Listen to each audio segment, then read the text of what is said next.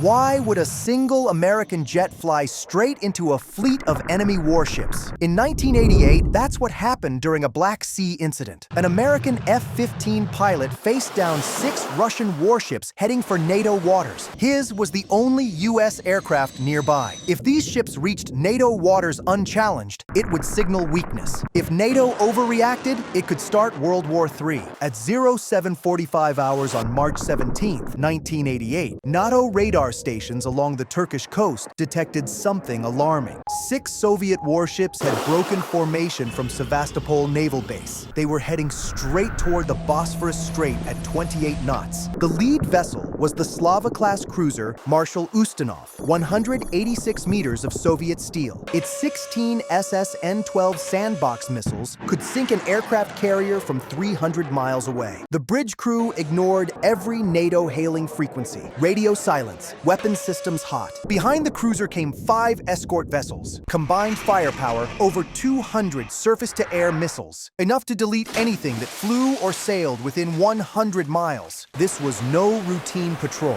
Inside NATO command centers, coffee cups stopped mid-sip. The closest American asset? A single F-15 Sea Eagle. 1 pilot, 1 plane, versus a fleet that could destroy it 6 different ways before he even knew they'd fired. The Soviet fleet commander stood on the Marshal Ustinov's bridge with confidence. His orders were clear: test NATO's resolve, push toward the strait, see if the Americans would blink first. The smell of diesel and machine oil filled every compartment. Sailors moved with purpose below decks. The commander checked his radar screen. No aircraft within 150 miles. NATO wasn't responding. He smiled. Maybe they were too afraid to send anything. This was exactly what Moscow wanted, a propaganda victory. Proof that NATO's southeastern flank was paper thin. The commander ordered his fleet to increase speed to 32 knots, maximum sustainable cruise. The engines roared louder. The hull vibrated with raw Soviet power. What he didn't know, 180 miles away, American eyes were already watching. Not from a satellite, not from a submarine, from a fighter jet climbing through 35,000 feet with enough ordnance to ruin his entire morning. The stakes were catastrophic. One wrong move could trigger a shooting war. Captain James "Hawk" Harrison pushed his throttles forward. His F-15 Sea Eagle responded instantly. The twin Pratt and Whitney F-100PW-220 engines produced 47,000 pounds of combined thrust. In 8 seconds, he was supersonic.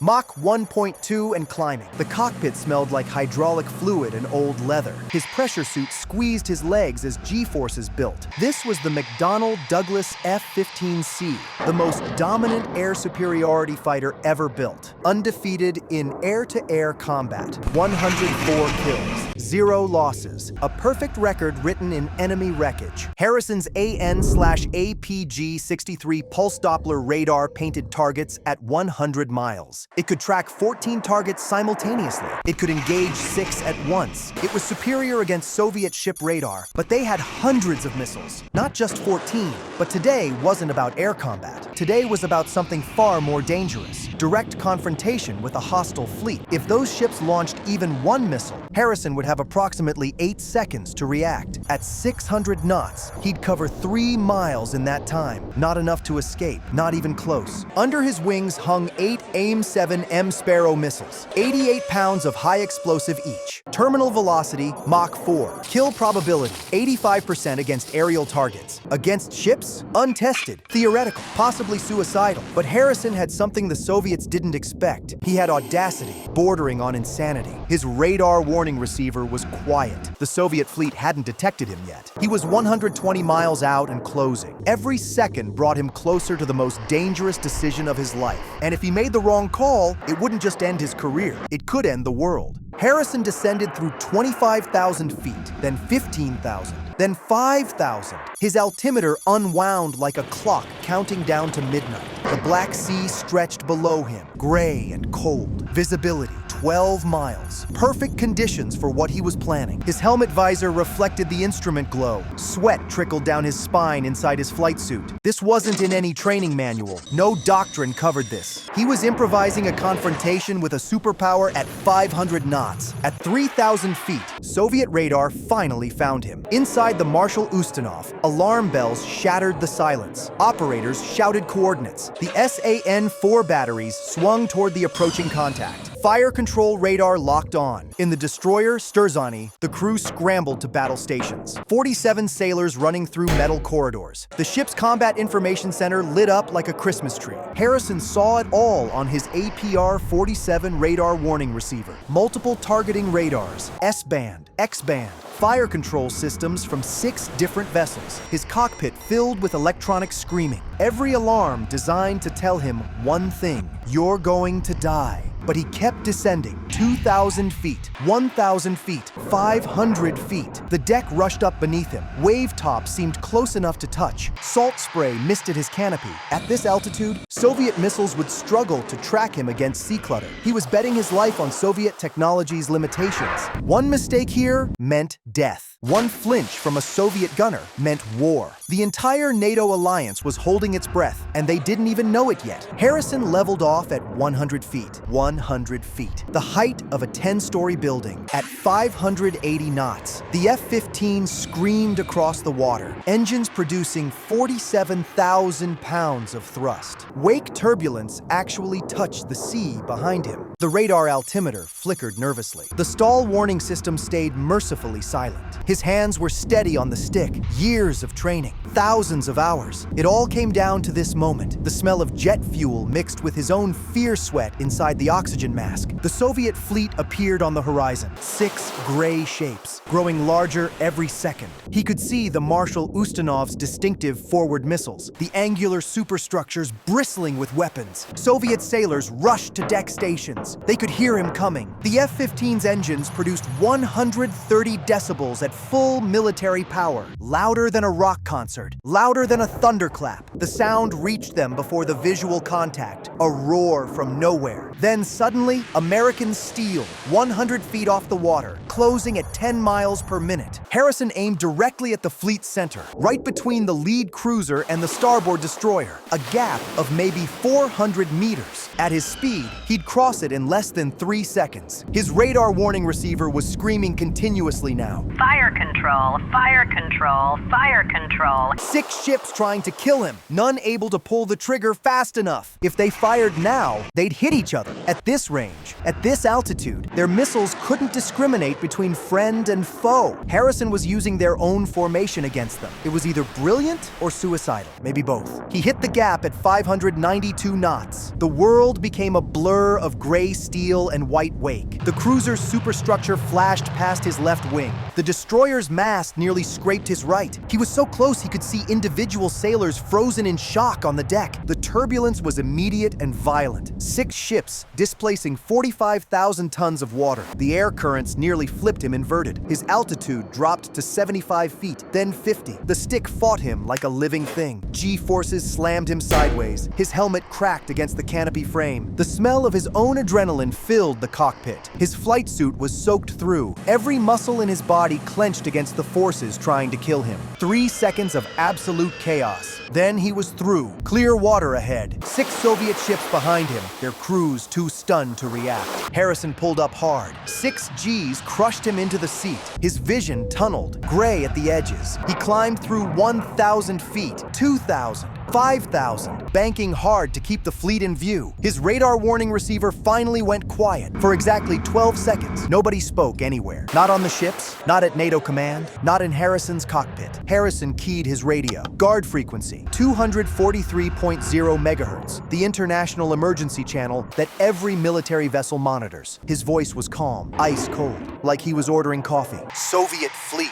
this is American aircraft. I have enough presents for all 6 of you. Who wants to be first? Inside the Marshal Ustanov, the translation took 4 seconds, then silence. The commander stared at his radio officer. Had he heard correctly? An American pilot alone was threatening his entire fleet? The arrogance was unthinkable. Harrison circled at 15,000 feet. His 8 AM-7 Sparrows were clearly visible under his wings. His targeting radar swept across the fleet every 2.4 seconds. 6 targets, 8 missiles. Mathematics even a Soviet admiral could understand. 30 seconds passed, no response. Harrison could hear his own heartbeat in his helmet. His fuel gauge read 4,200 pounds, enough for maybe 40 minutes of flight time. After that, he'd have to leave. or ditch in hostile waters. The tension was beyond description. Every second could bring missile launch. Every second could bring nuclear escalation. NATO had no backup plan for this. If the Soviets called his bluff, there was no cavalry coming, just one pilot against the Soviet Navy. At 0812 hours, the Marshal Ustinov began turning. Slowly at first, then more sharply. Her bow swung 45 degrees eastward. The destroyer Sterzani followed immediately, then the frigates, then the second cruiser. Within 4 minutes, all 6 Soviet vessels were heading back toward Sevastopol. Harrison watched through his canopy. The gray metal mountains shrank into the distance. Their radar emissions faded. Their wake patterns curved away from NATO territory. He had done it alone. Without firing a shot, the cockpit suddenly smelled different, like victory, like relief, like a man who just bet his life and won. His hands finally started shaking. The adrenaline dump hit him all at once. He'd been running on pure instinct for 12 minutes. Now his body wanted to collapse. He reported to Nato command using coded channels. Fleet has reversed course. All vessels heading 090. No shots fired. The response came back 30 seconds later. Just 2 words. Well done. The Soviet fleet reached Sevastopol by 1400 hours. No press releases. No official acknowledgement. The incident disappeared into classified files on both sides. But the sailors remembered. The commanders remembered. And Captain James Harrison definitely remembered.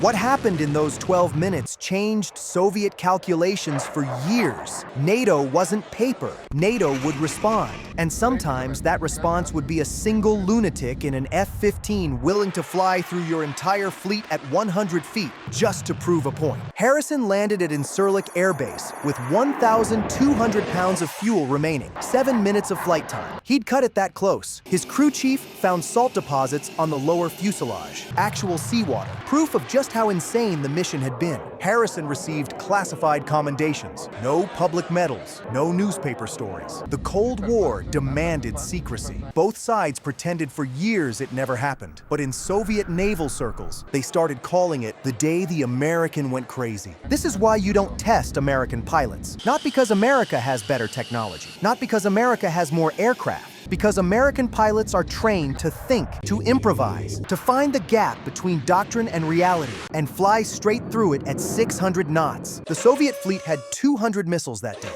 Harrison had 8. The Soviets had 6 ships. Harrison had 1 plane. The Soviets had 2,400 sailors. Harrison had himself, and Harrison won. That's the real lesson of the Black Sea. Technology matters, training matters, but courage, calculated, insane, beautiful courage, matters most of all. One pilot changed the mathematics of an entire confrontation because he was willing to do what nobody expected. So here's my question for you. What would you have done in Harrison's cockpit that morning? Would you have followed the safe playbook, circle at altitude, report the fleet, wait for orders? Or would you have pushed those throttles forward and bet everything on Soviet hesitation? Drop your answer in the comments. And if you want to see more stories about pilots who flew into impossible situations and came out legends, smash that subscribe button. Until next time, fly fast, fly low, and never let them see you blink.